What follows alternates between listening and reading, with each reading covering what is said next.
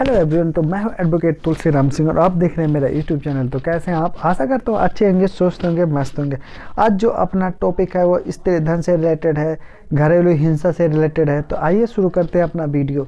हाल में ही Kolkata high court ने निर्णय दिया कि घरेलू हिंसा से महिलाओं के रोकथाम अधिनियम 2005 के अंतर्गत एक महिला को उसके स्त्री धन या किसी अन्य वित्तीय या आर्थिक संसाधनों से वंचित करना जिसकी वह हकदार है, घरेलू हिंसा का गठन करती है।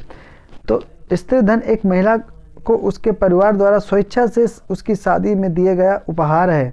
एकल न्यायाधीश न्यायमूर्ति शुभेंदु सामंत के अनुसार घरेलू हिंसा में याचिकाकर्ता को किसी भी आर्थिक या वित्तीय संसाधनों से वंचित करना भी शामिल है, जिसके लिए पीड़ित व्यक्ति किसी भी कानून के तहत हकदार है।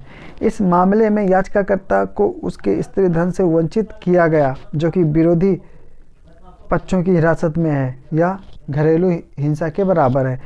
नतीजतन अदालत ने हावड़ा में एक सत्र न्यायाधीश द्वारा जारी एक आदेश को पलट दिया जिसने एक विधवा को उसके ससुराल वालों के खिलाफ मुआवजा और अन्य मौद्रिक लाभ देने वाले मजिस्ट्रेट कोर्ट के आदेश को रद्द कर दिया।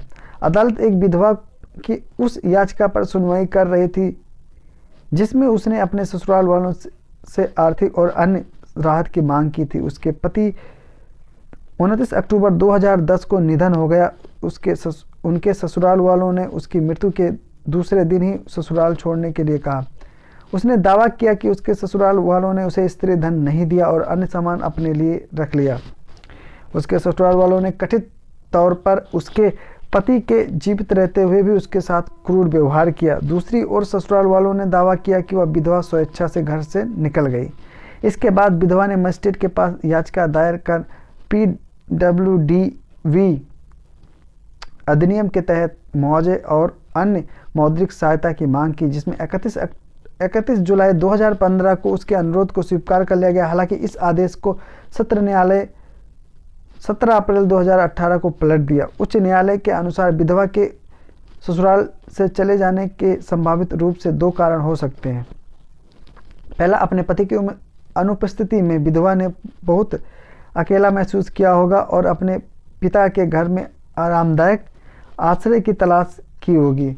दूसरा, उसके ससुराल वालों ने साथ अच्छे संबंध नहीं थे, यानी महिला अपने वैवाहिक जीवन में ठीक थी नहीं थी और घर पीठ ने नोट किया।